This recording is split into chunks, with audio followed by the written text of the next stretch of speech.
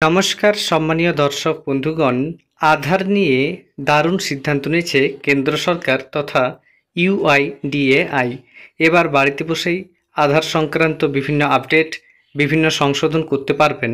তার জন্য বিশেষ ব্যবস্থা করছে কেন্দ্র সরকার তথা ইউআইডিএআই। এই সংক্রান্ত যে আপডেট তাই আপনাদের সামনে তুলে ধরব। এর আগে অনুরোধ, চ্যানেলে নতুন হয়ে থাকলে ছোট্ট চ্যানেলটি সাবস্ক্রাইব করে নোটিফিকেশন অল করে রাখতে ভুলবেন না। দেখুন একটি দৈনিক সংবাদপত্রে এ ব্যাপারে কি গুরুত্বপূর্ণ আপডেট উঠে এসেছে। ঘরেই পরিষেবা আসছে আধার অ্যাপ, নাম, ঠিকানা, জন্ম তারিখ, ফোন নম্বর বদল এক ক্লিকেই। বিস্তারিত কি বলা হচ্ছে দেখুন। আধার কার্ডে সংশোধন করাবেন, তাই সকাল সকাল খড়দহ পোস্ট অফিসে লাইন দিয়েছিলেন প্রবল মিত্র, নাম পরিবর্তিত। ততক্ষণে সামনে অন্তত 70 জন। ভ্যাপসা গরমে গলদঘর্ম সর্পিল লাইন। দীর্ঘক্ষণ সেই লাইনে ঠায় দাঁড়িয়ে থাকার পর কাউন্টারের কাছাকাছি পৌঁছতেই প্রবালবাবুর মাথায় হাত। ভিতর থেকে জানানো হলো লিঙ্ক চলে গিয়েছে। কতক্ষণে ফিরবে, আজ আদৌ ফিরবে কিনা সেই গ্যারান্টি নেই। অগত্যা হতাশ হয়ে বাড়ির পথ ধরতে হলো লাইনে থাকা সকলকেই।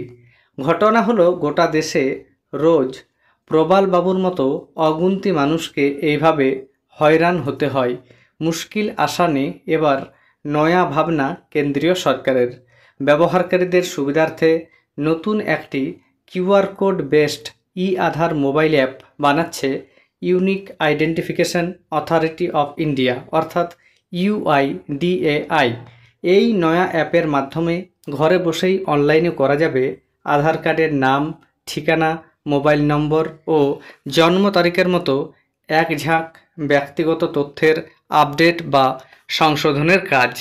আধার সেবা কেন্দ্র বা পোস্ট অফিসের চক্কর কাটার প্রয়োজনেই পড়বে না। খুব সম্ভবত আগামী নভেম্বর মাসেই প্লে স্টোর ও অ্যাপ স্টোরে আধার অ্যাপে নতুন এই আপডেট চলে আসবে। তারপর কোনো ঝক্কি বা হয়রানি ছাড়া ঘরে বসেই স্মার্টফোন থেকেই আধার কার্ডে প্রয়োজনীয় সংশোধন করতে পারবে আমজনতা। সরকারি সূত্রের খবর, নয়া এই অ্যাপ তৈরির কাজ এখনও শেষ হয়নি, তবে পরিকল্পনা ও নির্ঘণ্ট মোতাবেকেই তা এগোচ্ছে। সব কিছু ঠিকঠাক চললে বছর শেষের আগেই আগামী নভেম্বর মাসে আধার অ্যাপের নতুন আপডেট হিসাবে সেটি চালু করা সম্ভব হবে। তখন সিঙ্গেল ডিজিটাল ইন্টারফেসের মাধ্যমে কোনো রকম ঝঞ্ঝাট ছাড়াই আধার তথ্য আপডেট করার ইউজার ফ্রেন্ডলি সমাধান ভারতবাসীর হাতে চলে আসবে। নতুন এই অ্যাপে ফেস আইডি প্রযুক্তির সঙ্গে আর্টিফিশিয়াল ইন্টেলিজেন্স অর্থাৎ এআই সংমিশ্রণে দেশজুড়ে নিরলস ও নিরাপদ ডিজিটাল আধার পরিষেবা মিলবে।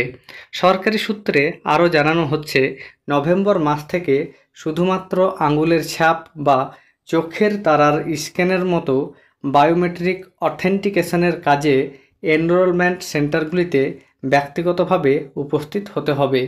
আধার কর্তৃপক্ষের এই নয়া পদক্ষেপে আপডেটের প্রক্রিয়ায় সরলীকরণ আসবে, বাড়বে আধার আপডেটের গতি। নয়া এই সিস্টেম ব্যবহারকারী সম্পর্কে তথ্য সংগ্রহ করবে সরকারের ডেটাবেস থেকেই।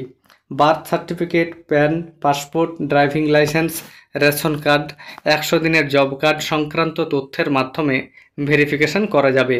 ঠিকানা ভেরিফিকেশনের জন্য বিদ্যুতের বিলের মতো নথি থাকবে কিউআর কোড ভেরিফিকেশন পদ্ধতিও। নিরাপদ আইডেন্টিটি কনফার্মেশন টুল হিসেবে এই পদ্ধতির ইতিমধ্যেই পরীক্ষামূলকভাবে ব্যবহার করা হয়েছে সাব রেজিস্ট্রার অফিস ও হসপিটালিটি ইন্ডাস্ট্রিতে।